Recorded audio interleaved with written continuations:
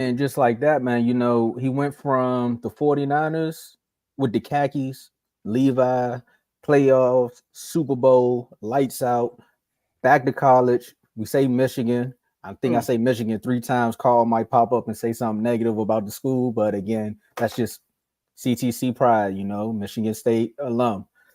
But then he said, you know what? Let me run it back one more time, after I win the natty and then say, can I do it with the Chargers? Can I do it with the Chargers? Well, that's part of the offseason report, but we got to really talk about the bulk report. You got report cards and then we got bulk report. So when they show up, we're going to see if Jay Herbo is really one of them top 10 quarterbacks from that. Joe, what's your offseason grade for the Los Angeles Chargers?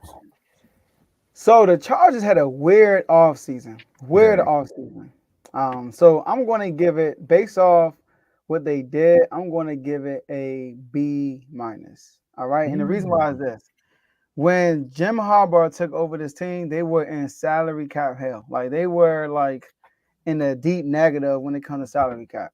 A lot of people were upset that they cut Mike Williams, say 20 million there. They traded Keenan Allen, who's due for a contract. So to the Chicago Bears, a lot of people are like, what are you doing? You're trading your receivers away. What's wrong with you? But we all know about Mike Williams. Always hurt. Hold up. Never. Oh, another one. Let's get it.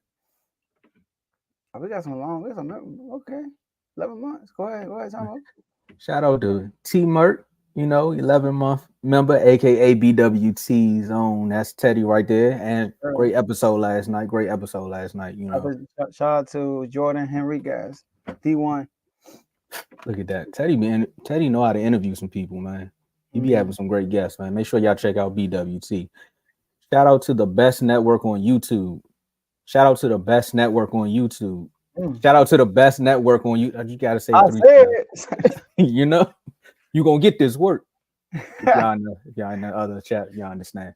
Hashtag start spreading the news. Hashtag do your job. We can say this with pride. Hashtag Eagles suck. And it's in green. And it's a great.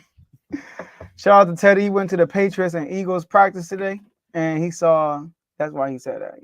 So shout out to Teddy for saying that. But yeah, so I'm gonna give it a B. I'm gonna give it a B minus, right? I said yeah, B minus, right? Yep. And some of the moves they did, they got Hayden Hurst, tight end, which I thought. So okay, let me paint this out. They traded both of their receivers, so I'm thinking okay, they're gonna run the ball more. They went and got Gus Edwards and J.K. Dobbins, former Ravens. They also got Greg Roman, former Raven, as the offensive coordinator. So, and they went and got Hayden Hurst, a decent tight end that played for Cleveland. I feel like that was a good pickup. They went and got DJ Chark Jr., who played for the Jaguars. So they made some moves based off the money they had. They didn't have a lot of room to work with. That's why they had to cut ties with Keenan Allen and Mike Williams. And then you look at the draft, they drafted Joe Alt first round, which they needed both of that offensive line, especially they're gonna run the ball more and to keep their quarterback healthy. They drafted receiver McConkey from Georgia, and in the second round they traded up for him. So they actually went at the receiver position after trading the two of their receivers. They drafted three receivers, by the way, including Brendan Rice, which is Jerry Rice's son. All right, so but I like what they're doing. I like what they're doing.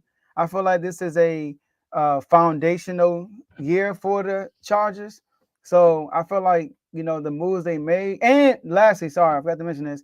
They restructured Joey Bosa and Khalil Mack's contracts when people thought that they were going to let them go also Right. because of the money. And I'm like, no, you got to keep those guys. Like you got Khalil Mack, Joey Bosa. You still got Asante Samuel Jr. You still got Derwin James. So they got pieces. On the defensive side of the ball with Jim Harbaugh there, I think they'll be much better. So I like what they did. So I give them a B minus. See, I like the B minus, and I guess that's just the chemistry within the trio, because shout out to Dave saying he liked the B minus, but didn't they fire an offensive coordinator?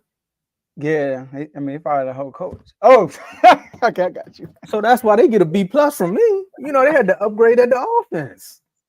So they get the B plus, bringing in Jim Harbaugh, who is a player's coach. I mean, Dave, correct me if I'm wrong in saying that, but he is out there actually doing. I seen some clips. He's doing warm ups with Jay Herbo and everything. Lifting flipping tires and all that, still in the khakis. I don't know what's going on, man. Maybe the brand deal was still there, but bringing in that fresh energy with that new coaching staff, also showing that the two players that you said you wanted to get rid of, saying like, hey, let's work this out. Let's work this out just a little bit and say let's restructure some contracts because we really want to bring you back.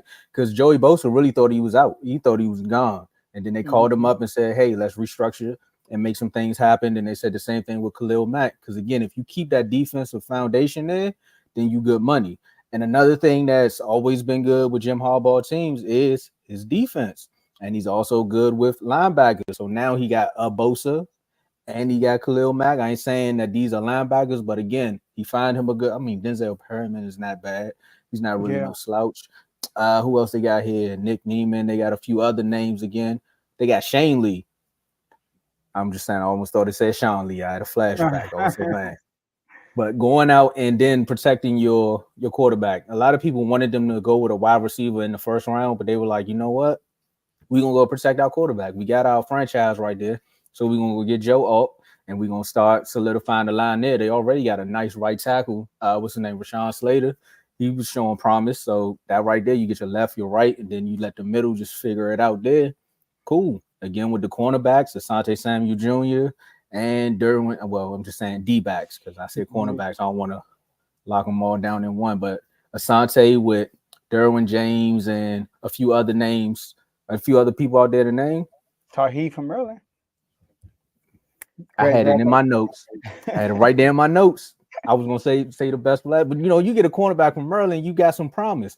I'm not saying my man Banks from the Giants is a slum, but Daniel Jones is over there. So all I'm saying is it's not your fault. Daniel Jones, your quarterback. So you gotta be on the field more. But defensive improvements, offensive line improvements, definitely a foundation year. So I'm giving a B plus because Kellen Moore gone. Yeah, man. I like what they're doing. And to piggyback what you said about the linebackers, Perryman, they got Perryman. They also drafted Junior Colson from Michigan. Michigan ties, with John Harbaugh. Yeah, He also drafted yeah. Cornelius Johnson from Michigan. So he got two guys that he had last year. So Yep. I mean they're it's a foundational year. And it's crazy with Justin Herbert. He went from Kellen Moore to Greg Williams. Roman. So Greg Roman. I say Greg Williams. Oof. Yeah. Shout out to the bounty.